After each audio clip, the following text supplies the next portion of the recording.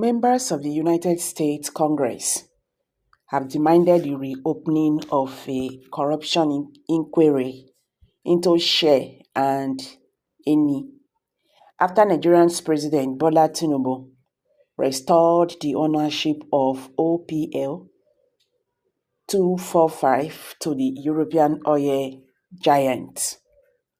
Two lawmakers, Maxine Waters and Joyce Betsy, urged the U.S. Department of Justice (DOJ) to investigate how the firms violated the country's Foreign Corrupt Practices Act by following up an People's Gazette story earlier this year, which exposed how Mr. Tinubu negotiated a deal with the oil firms that would see them transfer lucrative assets to Ohando plc, a hitherto struggling oil firm run by his nephew Wale Tunde.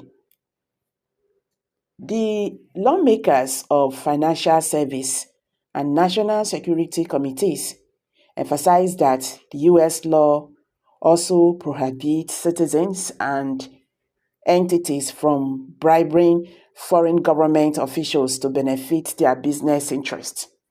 We write to urge the Department of Justice (DOJ) to reopen a Foreign Corrupt Practices Act (FCPA) in brackets investigation into the Shell and any regarding their 2011 purchase of the right to oil prospecting license OPL 245 and one of Nigeria's most lucrative oil fields.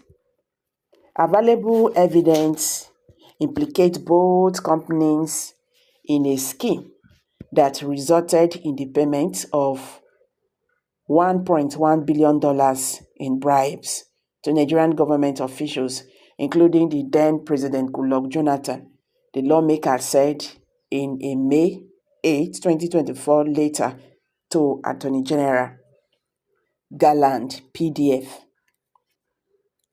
The lawmaker said estimated losses from the controversial 2011 deal had been placed at over $6 billion, while above Nigerians' annual health and education budgets. The lawmakers acknowledge awareness of the recent stall in foreign arbitration proceedings over the matter, referencing the Gazette story published on January 31st. Eni's legal challenge, filed at the International Center for Settlement of Investor Disputes, and based upon the corruptly acquired prospecting license and related resolution agreements, as well as the use of the original contracts in arbitration proceedings, constitute further violation of the FCPA. The ICSID proceedings are currently suspended until May 23, 2024, with the agreement of the parties, suggesting that a settlement is being negotiated. Allegations have been made in the Nigerian press of further corruption relating to a settlement, the lawmakers said.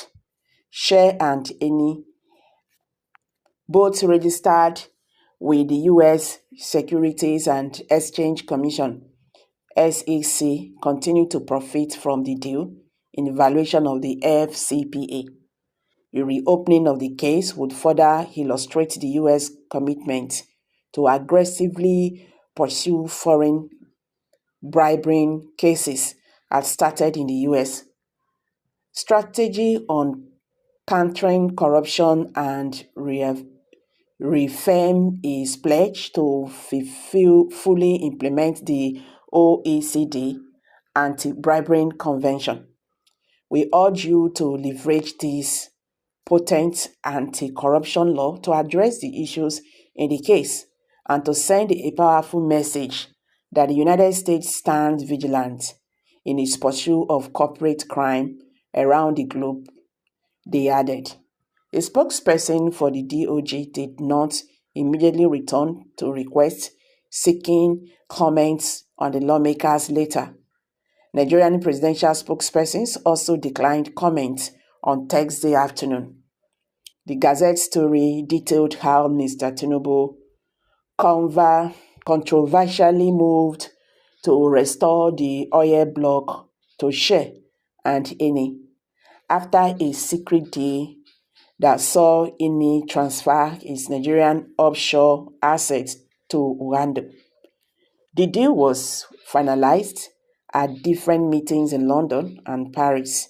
It allowed Nigeria to withdraw all existing cases against the Shell and Eni from international tribunals, and the both firms take back control of OPL 245 based on the tainted and old contracts under Goodluck Jonathan without fresh privilege to Nigeria. Petroleum Minister Heineken quickly in his legal challenge filed at the International Center for Settlement of Investor Disputes and based upon the corruptly acquired prospecting license and related resolution agreement, as well as the use of the original contract in attribution proceedings, constitute further violation of the FCAB.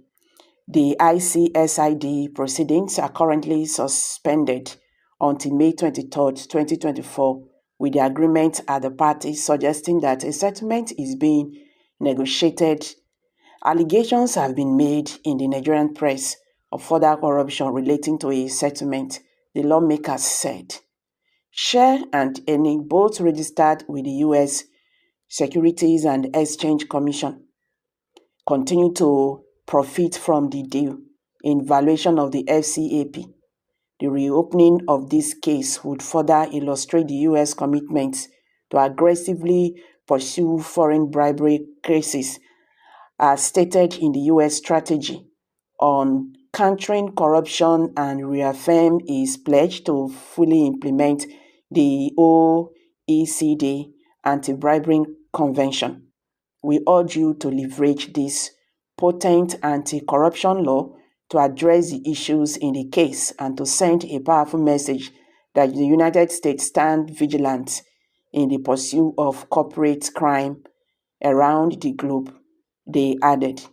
A spokesperson for the DOJ did not immediately return to request seeking comment on the lawmakers later. Nigeria presidential spokesperson also declined comment on Thursday afternoon. Ine also denied any violations in his discussion with the Tinubu administration to retake control of lucrative oil field offshore Nigerian waters. A year into the administration, Mr. Tinubu has continued to draw corruption controversies. Earlier this year, the government admitted awarding a massive infrastructure contract to a firm controlled by the president's son, Shey, and his long-time ally and convicted money launderer, Glibert. Glibert. So guys, what's your take on this? Let's hear from you. Kindly drop your comments below the comment section.